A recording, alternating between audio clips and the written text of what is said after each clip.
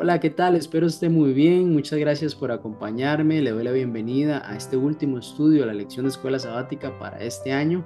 Así de lección número 13. Le doy muchas gracias por haberme acompañado a estudiar la palabra de Dios. El primer beneficiado es uno, así cuando usted estudia y también enseña ese pensamiento, lo que usted aprendió, lo reafirma más en su mente y claro, pues busca usted también ponerlo en práctica. El título para este estudio, este último estudio del año, es Epílogo, conocer a Jesús y su palabra. Vamos a ver algunos momentos últimos de Jesús con sus discípulos aquí en la tierra. Conocemos también cómo Pedro fue restaurado después de aquella situación que él atravesó, un gran dolor en su corazón al haber negado a Jesús, después de haberle dicho que por él hasta su vida podía haber entregado. Bueno, él lo negó y ahora Jesús restaura a Pedro en este ministerio para que él continúe ahora enseñando y como un discípulo que sin lugar a dudas Dios utilizó poderosamente para la predicación del Evangelio. Así que bueno, vamos a adentrarnos entonces a este tema, epílogo, conocer a Jesús y su palabra. Ya casi iniciamos.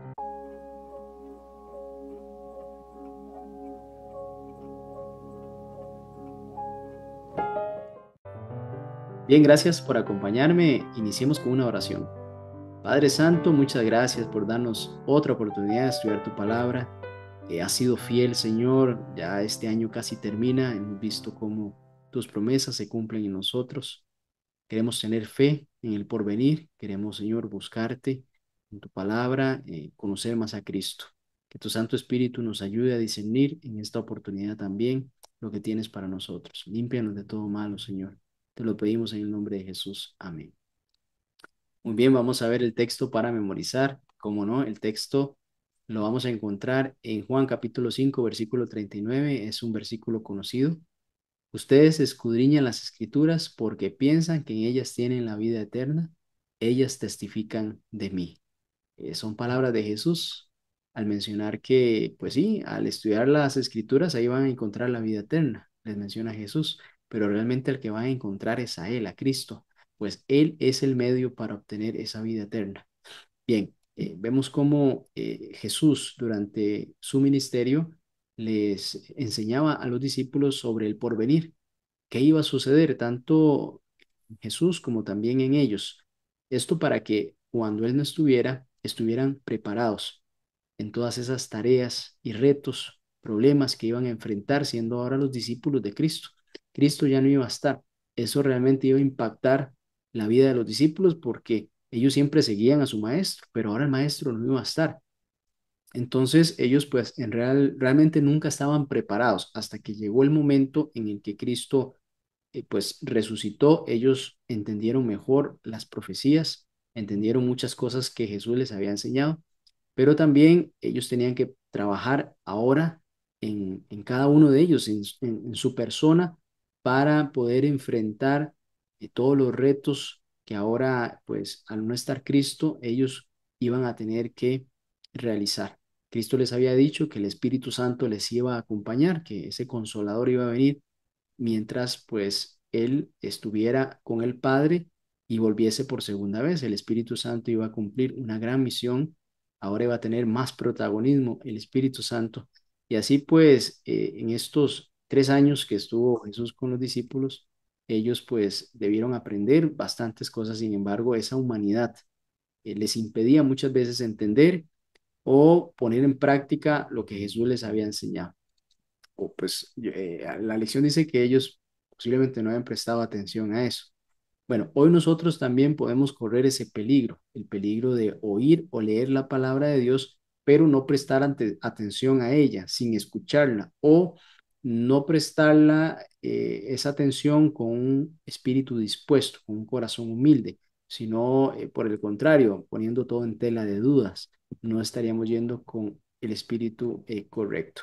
Debemos de permanecer en la palabra, que es básicamente lo que quiere decir es ponerla en práctica, pues no solo leerla, estudiarla, sino que sea algo que impacte nuestra vida y así también nosotros generar fruto porque le damos esa oportunidad al Espíritu Santo. Esa luz que muchos recibieron al conocer a Jesús Sin embargo, otros rechazaron esa luz. Los que la recibieron, los que la aceptaron, entendieron el camino a la salvación, fueron personas humildes, dispusieron su corazón a recibir más información de parte del cielo. En cambio, los que la rechazaron, cada vez más se cerraban a esa verdad, se cerraban a esa luz y terminaron pues ciegos en la oscuridad. Que eso pues no nos pase a nosotros, porque podemos estar estudiando, pero no abriendo nuestra mente, no poniendo nuestro corazón a disposición, o peor aún, no actuando conforme a la solicitud de Dios que encontramos en su palabra, lo que Dios nos pide a nosotros. Vamos a estudiar esta última semana que tiene la lección respecto, seguimos en el Evangelio de Juan, claro está, vamos a analizar algunos aspectos que pueden ayudarnos a nosotros a ir más allá de únicamente el conocimiento intelectual o teológico acerca de Jesús, sino más bien afianzarnos, estrecharnos más a Él en su palabra y de esa forma usted y yo podemos aumentar nuestra fe, permanecer más en la fe, pues la fe es por el oír y el oír por la palabra de Dios. Así que bueno, vamos a adentrarnos a la lección en el día domingo.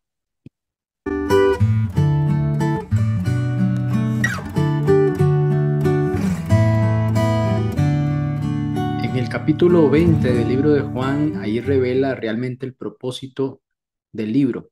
Puede decirse que ya estando allí podemos entender todos los milagros, lo que es la muerte, la resurrección de Cristo, el propósito de ese ministerio de Jesús. Sin embargo, el capítulo 21 desea ampliar en otra historia, básicamente en algunos encuentros en los cuales Jesús tuvo con sus discípulos después de haber resucitado. Así en Juan capítulo 21, versículos del 1 al 19, vemos cómo los discípulos deciden ir a pescar por iniciativa de Pedro. Dijo pues que iba a pescar, así que los demás decidieron seguirle. Parece ser que después de todo lo que había sucedido, también decidieron pues dedicar tiempo a su antiguo oficio, a pescar. Claro, era parte de lo que ellos sabían hacer.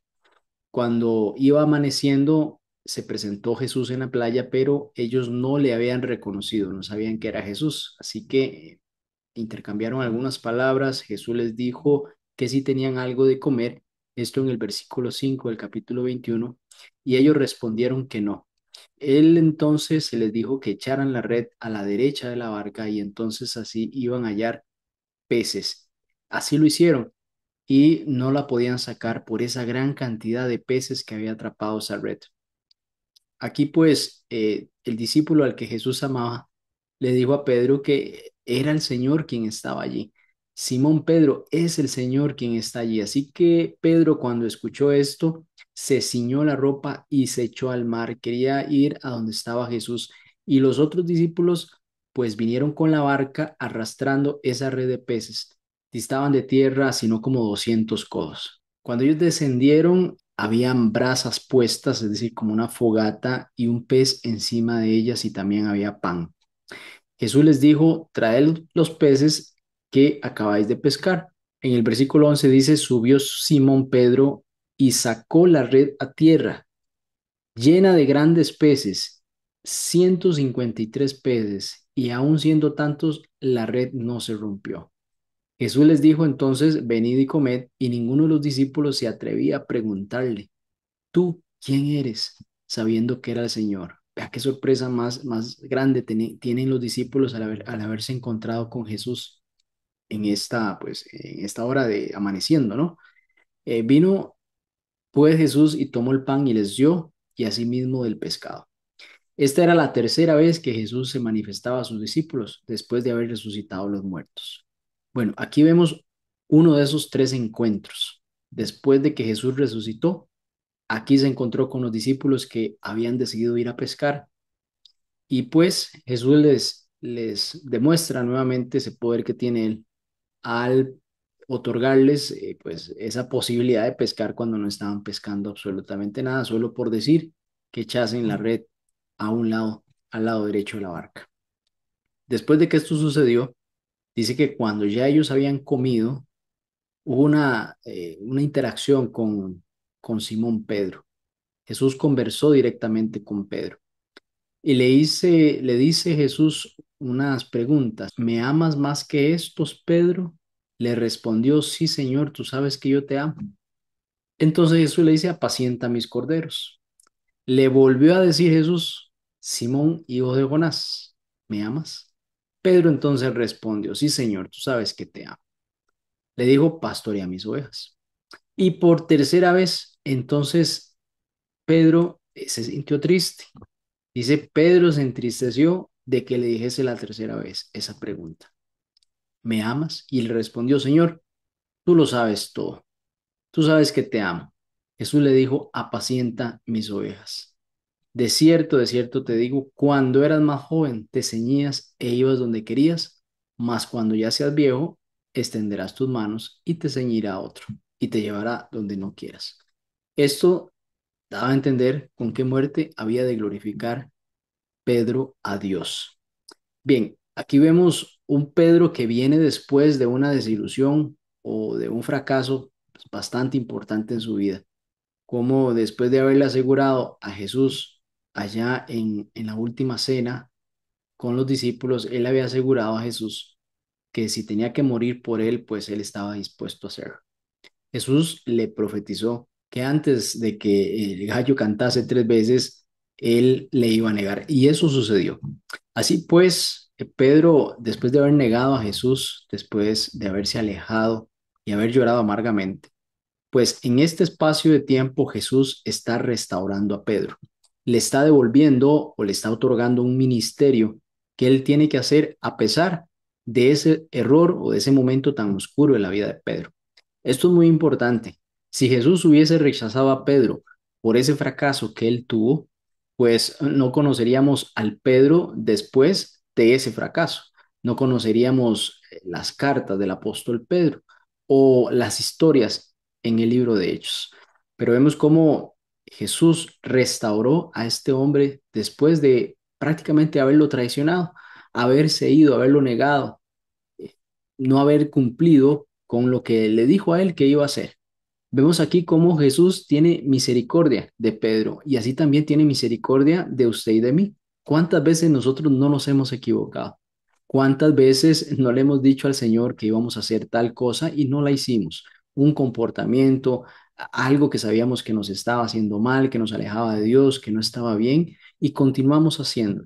Piense que si Jesús nos hubiera rechazado por eso que dijimos que íbamos a hacer y no hicimos, ya la misericordia no estuviera al alcance de nosotros, ya tuviéramos una perdición eterna para nosotros. Pero así como Jesús vio en Pedro ese hombre que podía hacer con esa transformación que solo hace el Espíritu de Dios y lo perfiló al futuro, a pesar de los errores, de las faltas, de esas imperfecciones, sabiendo que es como una vasija que se debe ir moldeando y debe también probarse. Así también Pedro fue un hombre que, a pesar de esos errores, pudo conocer a Cristo. Y ese conocimiento de Cristo le impactó tanto, ese comportamiento de Jesús, de perdonarlo, de restaurarlo después de lo que él había hecho, eso sin lugar a dudas tuvo un impacto grande en Pedro.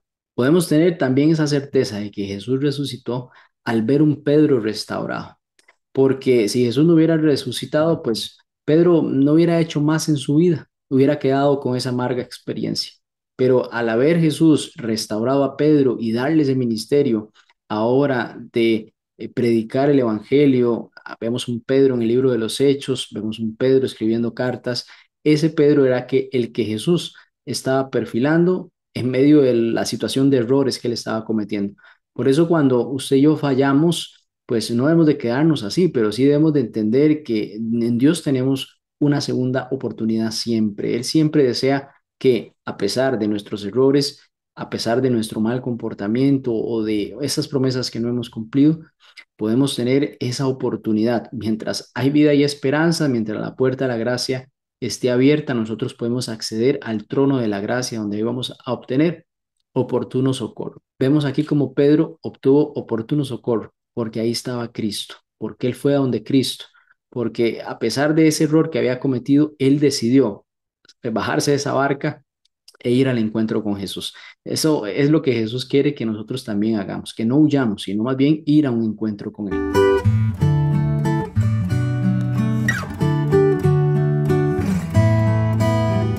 En Juan capítulo 21, versículo 19, Jesús le dice a Pedro, sígueme.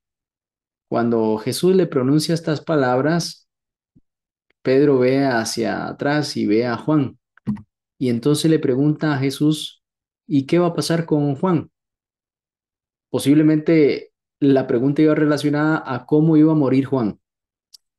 Jesús le dice, realmente no debes de preocuparte por Juan, sino debes de preocuparte por tu salvación.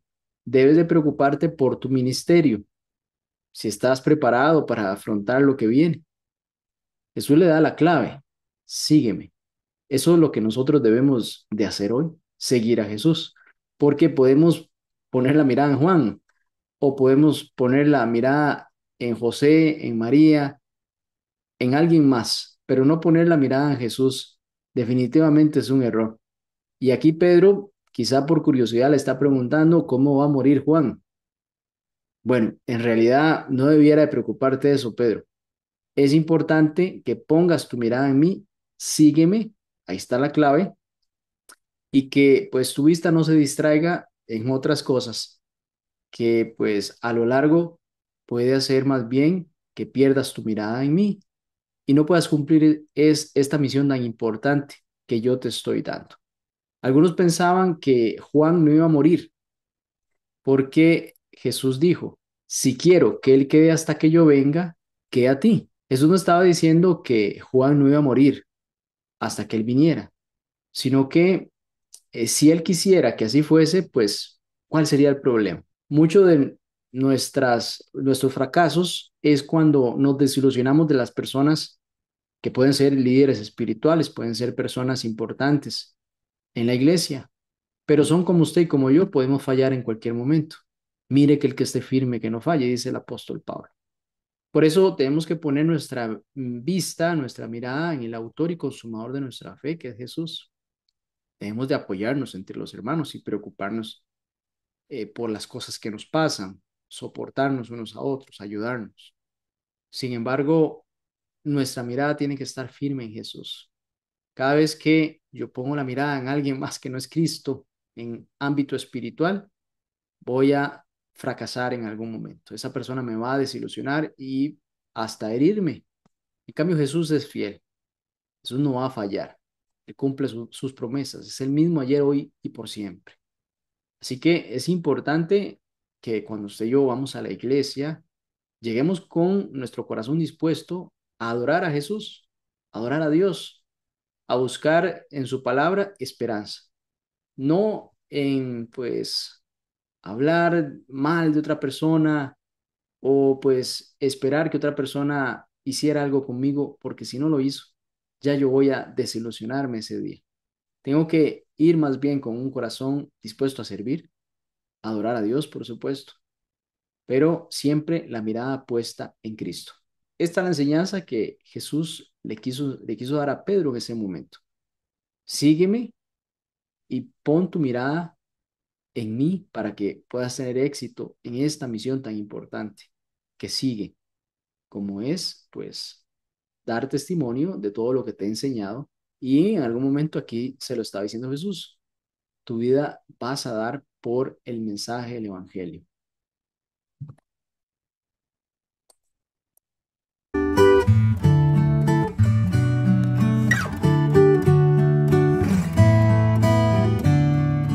El mundo definitivamente está en tinieblas sin Cristo. El mundo naturalmente rehúye la luz y no puede por sí solo encontrar el camino hacia el Dios verdadero. Por eso ocupamos la luz del mundo que es Cristo. Ese Dios de la creación, el Dios personal, el Dios que se revela, el Dios de la redención, lo hace por medio de Cristo. Sabemos cómo Cristo dio a conocer al Padre, según Juan capítulo 1, versículo 18, de esto ya hemos hablado. Ese verbo griego que es exegeomai significa interpretar, explicar, exponer. Juan presenta a Jesús como ese enlace entre ese mundo de tinieblas y el Dios de la luz, siendo Jesús también la luz del mundo. Por eso, de esa forma es que nosotros conocemos a Dios por medio de la vida de Cristo. El deseado de todas las gentes nos dice lo siguiente en la página 380. Nunca puede la humanidad por sí misma obtener un conocimiento de lo divino. Es más alta que los cielos. ¿Qué harás?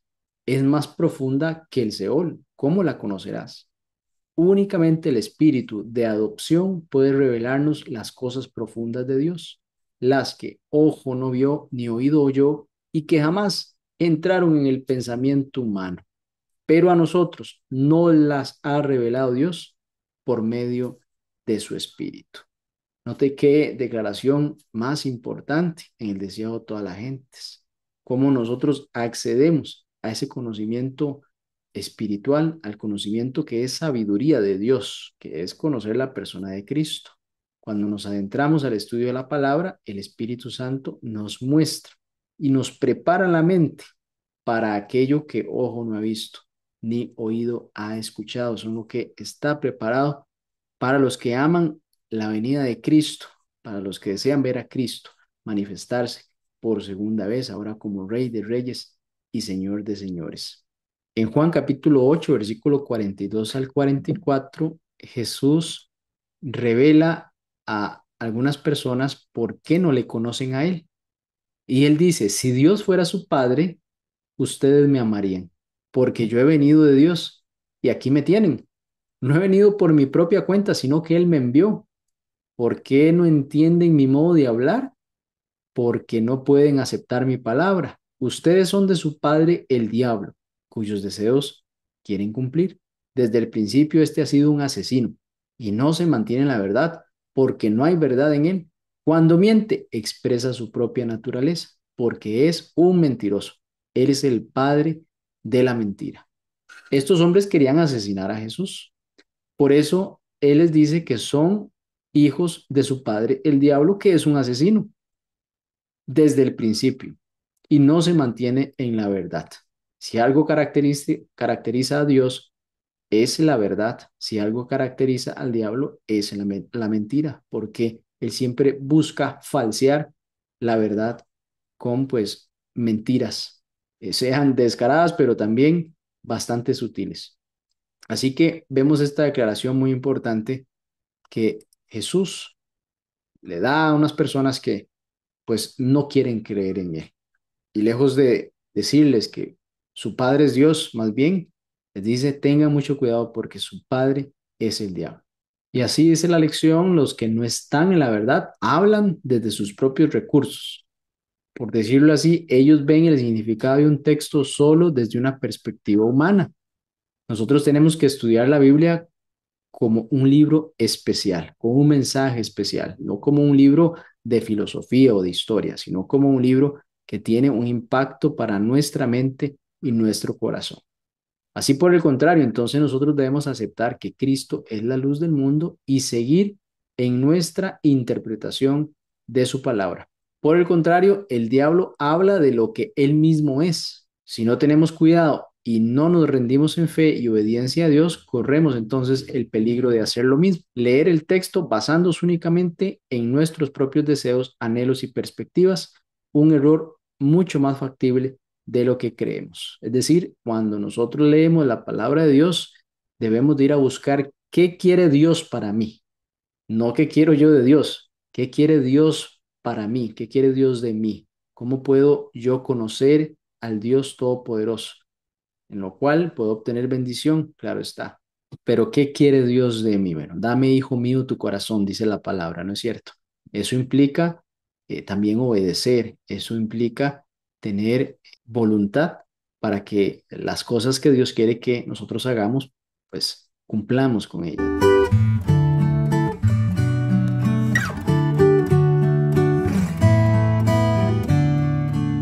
En Juan capítulo 4 versículos 46 al 54 nos habla de un relato de un milagro que hizo Jesús. Sin embargo, en esta oportunidad, bueno, el hombre era un padre de familia que tenía a su hijo muy enfermo. Aquí Jesús regresó a Canaá de Galilea. Aquí fue el lugar donde él había convertido el agua en vino. Es decir, de Jesús sabían las personas que estaban allí. Y ahí en Capernaum, un oficial del rey cuyo hijo estaba enfermo, cuando oyó que Jesús había llegado a Judea, de Judea a Galilea, vino a él y le rogó que descendiese y sanase a su hijo. Vemos un padre desesperado en esa necesidad por sanación de un hijo que está enfermo. Estaba a punto de morir. Entonces Jesús le dijo, si no viereis señales y prodigios, no creeréis. El oficial del rey le dijo, Señor, desciende antes que mi hijo muera. Aquí Jesús le da esta declaración a este hombre, pues él venía con un pensamiento de que si veía, entonces creía que Jesús podía hacer el milagro. Es decir, primero Jesús hace el milagro y después yo creo. Yo creo que Él es el Mesías, yo creo que es un enviado de Dios, cualquier cosa importante en el ámbito espiritual. Lo que él quería era primero ver el milagro y después creer. Así pues, Jesús, sabiendo el corazón de las personas y de este hombre, le da esta enseñanza. Él sabía que él estaba esperando el milagro para creer. Pues aquí Jesús le dice, si no vieren entonces las señales y los prodigios, entonces no van a creer. El Señor decide salvar al hijo de este hombre y le dice, ve, tu hijo vive. Y el hombre creyó a la palabra que Jesús le dijo y se fue. Aquí este hombre, cuando Jesús le mencionó esta condicional que tenía para creer, que era recibir la sanación, él reflexionó en que este era un momento muy importante para que su hijo fuera sanado. Así que pues entendió que debía de creer primero para así recibir la sanación y en este caso la salvación para su casa. Dice que cuando ya él descendía, sus siervos salieron a recibirle y le dijeron nuevas diciendo, tu hijo vive.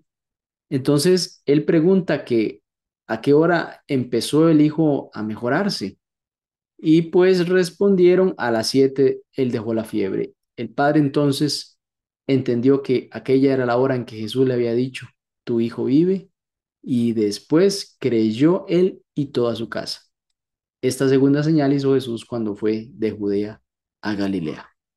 Vean qué importante esta enseñanza, pues nosotros, los seres humanos, naturalmente buscamos ver para creer. En el ámbito espiritual, nuestra mente no está preparada, sino es porque Dios hace un trabajo en nosotros. Este hombre por poco pierde la bendición de la sanación de su hijo, pues llevaba este concepto equivocado. Así la lección le llama teología desde arriba o desde abajo. Este hombre estaba con la teología desde abajo, pues establece reglas y normas para Dios y su palabra. Nosotros somos los que le ponemos a Dios las reglas en base a nuestras perspectivas. Sin embargo, esto es defectuoso, limitado y subjetivo a ideas humanas. Buscan convertirse en la autoridad final acerca de cómo las personas interpretan la palabra de Dios. Eso es una trampa muy peligrosa. Pero note que está la teología también de arriba, la desde arriba. Esta la que responde por fe, creyendo primero en Dios y en su palabra. Así es como nos enseña la Biblia, en creer en Dios y en su palabra, y entonces el Señor puede conceder los anhelos de nuestro corazón conforme a su voluntad. Debemos creer así las palabras de las Escrituras si queremos creer las palabras de Jesús. Aquí Jesús menciona, si ustedes permanecen en mi palabra, son realmente mis discípulos. Otro versículo, Juan capítulo 7, versículo 17, dice, el que quiera hacer la voluntad de Dios, conocerá si la doctrina es de Dios o si yo hablo por mi propia cuenta. Así que pues esta dinámica de oír y poner en práctica la palabra de Dios es una expresión de amor hacia Él. El que me ama guarda mi palabra y mi Padre lo amará y vendremos a Él y habitaremos en Él. Juan 14, versículo 23. Vemos que aquí la palabra de Dios nos guía a creer en Él. a creer en que Dios se ocupa por nosotros, en que Dios quiere lo mejor para nosotros. Tanto así que la muerte pues nos tenía atrapados. La palabra también nos invita a actuar conforme a lo que el Espíritu nos guía. Nosotros debemos de dar fruto. Es importante dar fruto, porque si no, eso refleja que únicamente estamos con doctrinas, con teología, con únicamente conocimiento, pero no lo estamos poniendo en práctica. Recuerde que Jesús es el verbo. El verbo se hizo carne y habitó en medio de nosotros. Jesús es la práctica de la palabra.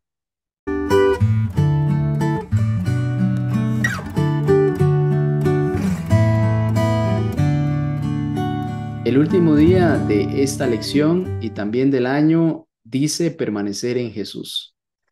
Vemos como en Juan capítulo 12, versículo 32, Jesús menciona, y si yo fuese levantado de la tierra, a todos atraeré a mí mismo. Jesús es la luz del mundo. Sin Jesús, el mundo estaría en completa tiniebla. Iríamos a la perdición total, a la muerte eterna. Pero gracias al sacrificio de Cristo, usted y yo hoy podemos ser salvos. Muchos conocieron a Jesús cuando él caminó aquí en la tierra. María, Marta, Pilato. Hubieron otros hombres los que presenciaron el milagro de la alimentación de los 5,000. También Nicodemo, la mujer junto al pozo, el funcionario, el hombre del estanque de Betesda. Tantas personas conocieron la luz. Algunos la recibieron y fueron creciendo en conocimiento al conocer más a Jesús, al estudiar su palabra, podríamos decir. Pero otros rechazaron la luz del mundo, rechazaron esa verdad que estaba frente a ellos, quizá por miedos, quizá por complacer a otras personas, quizá por pues amor al placer de este mundo. Muchos tuvieron ahí la verdad. Nosotros hoy también tenemos la verdad. Está en la palabra de Dios. Ahí podemos abrir toda la mañana nuestra Biblia y encontrar la persona de Cristo y permitir que el Espíritu Santo gobierne nuestra mente para así llevar fruto que dé gloria y honra a nuestro Dios y también sirva para que otras personas se edifiquen y conozcan al Dios verdadero por medio de nuestra vida. Apliquemos la teología desde arriba, es decir, por fe. La fe es por el oír y el oír por la palabra de Dios. Debemos de estar siempre en sintonía, escuchando la palabra de Dios, recibiendo para la palabra de Dios. La fe es la certeza de lo que se espera, la convicción de lo que no se ve. Usted y yo no estamos viendo muchas promesas que están en el futuro, pero creemos, tenemos la certeza de que Dios nos va a dar esas promesas. Muchos fueron al descanso esperando esas promesas. Lo van a recibir cuando Jesucristo venga por segunda vez y reciban el galardón. Ahí verán cómo Dios ha sido fiel, cómo en su misericordia pues nos acogió, nos perdonó, así como Pedro que pues lo defraudó. Pedro se defraudó a sí mismo. Nosotros también, nuestro corazón es engañoso, ni nosotros mismos nos conocemos, pero Dios sí nos conoce y Él nos proyecta en su poder a hacer grandes cosas para su obra, para alabarle, para que otros conozcan a ese Dios Salvador. El secreto entonces, mi querida familia, es permanecer conectados a Jesús.